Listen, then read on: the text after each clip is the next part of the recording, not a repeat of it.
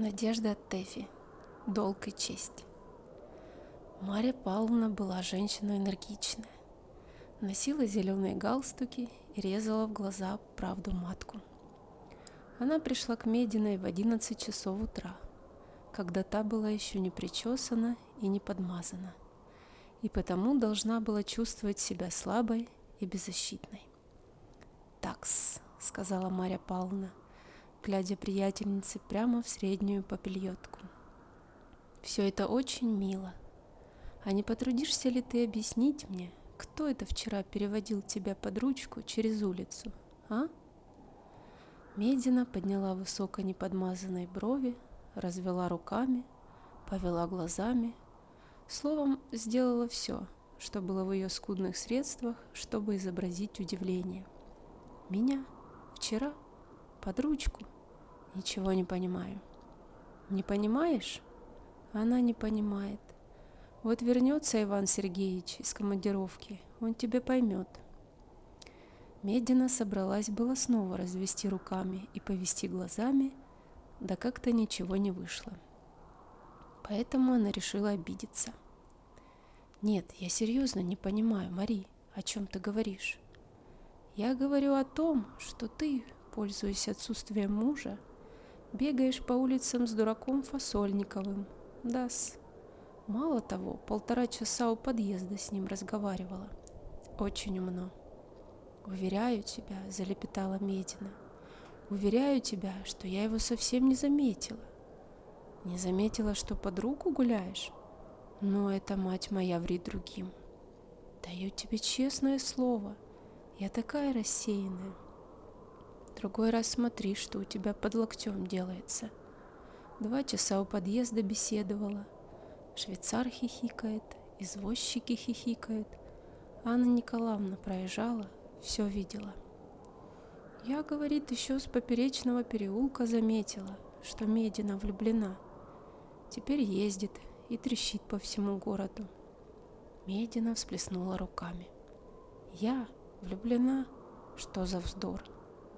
«Ври другим», — деловито заметила Марья Павловна и закурила папироску. «Завтра на вечере он у тебя будет?»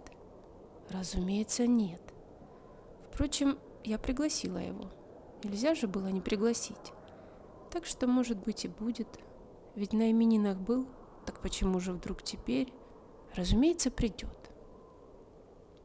«Поздравляю. Это чтобы все гости за вашей спиной перемигивались. Чрезвычайно умно. Подожди, то ли еще будет. Вернется Иван Сергеевич, станет анонимные письма получать». Медина притихла. «Да что ты. И очень просто. Анна Николаевна первая напишет. Откроет глаза». «Как же мне быть?» «А уже это твое дело. Ты должна поступить, как тебе подсказывают долг и честь». «А как они подсказывают?» «Ты должна написать своему Фасольникову, что, во-первых, ты порядочная женщина, а во-вторых, что он не должен больше у тебя бывать». Неловко как-то выходит. Я, мол, порядочная женщина, так что, пожалуйста, у меня не бывайте. Точно он должен ходить только к непорядочным. Виляй, виляй, а потом и рада бы, да поздно будет. Впрочем, мне все равно. Марья Павловна встала, демонстративно отряхнула платье и поправила зеленый галстук. Медина взволновалась. «Подожди, Мари, ради бога, продиктуй мне, как написать». Медина села и снова закурила папироску. «Пиши: милостивый государь. Воля твоя, но я не могу писать милостивый государь человеку, который бывал у меня запросто. Ну, пиши: многоуважаемый Николай Андреевич». Это такому-то мальчишке писать, многоуважаемый? Да он себе не весь что в голову заберет. По-моему, нужно написать просто: дорогой. Ты думаешь? Ну хорошо, это, пожалуй, можно. Итак, дорогой Николай Андреевич, честь имею уведомить вас, что я честная женщина. Воля твоя, не могу так писать. Это точно официальная бумага. Ну, пиши просто: я женщина честная и прошу вас. Воля твоя нехорошо выходит. Ну так пиши, спешу уведомить вас, что я честная женщина. А он скажет, чего ж она 4 месяца молчала, а теперь вдруг заспешила. Мари, дорогая, не сердись на меня. Может быть, можно это в конце поместить? Знаешь, это даже эффективно выйдет, уверяю тебя. Ну хорошо, теперь пиши так.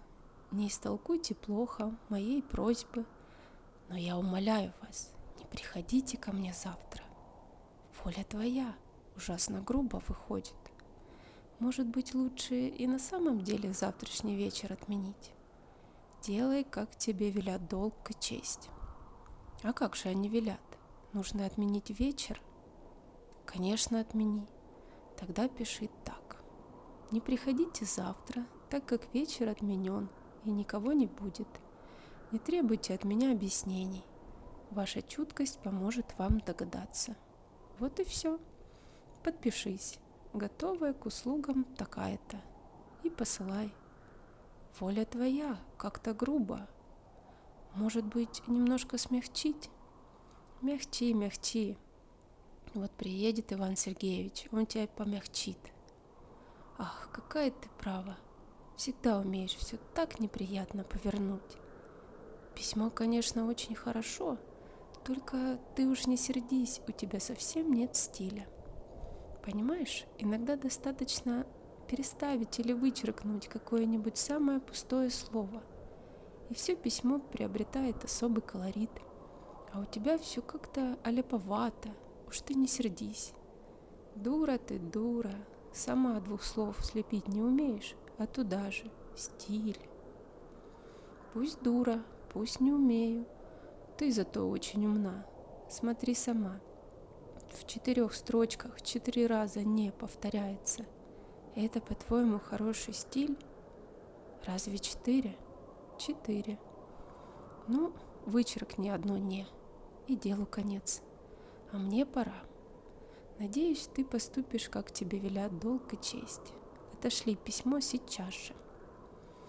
Марья Павловна снисходительно потрепала подругу по щеке и вышла. Медина тяжело вздохнула и села переписывать письмо набело. Вычеркну одно «не», вот и делу конец. Вычеркнула, переписала, перечитала. Дорогой Николай Андреевич, не истолкуйте плохо моей просьбы, но я умоляю вас, приходите ко мне завтра, так как вечер отменен и никого не будет. Не требуйте от меня объяснений, ваша чуткость поможет вам догадаться. Готовая к услугам, В. Медина. Перечитала еще раз и немножко удивилась. Странно, теперь получается как-то не совсем то.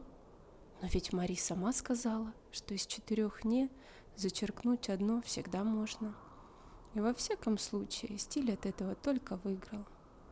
Надушила письмо астрисом, отправила, подошла к зеркалу и улыбнулась просветленной улыбкой. Как в сущности легко повиноваться голосу долга и чести.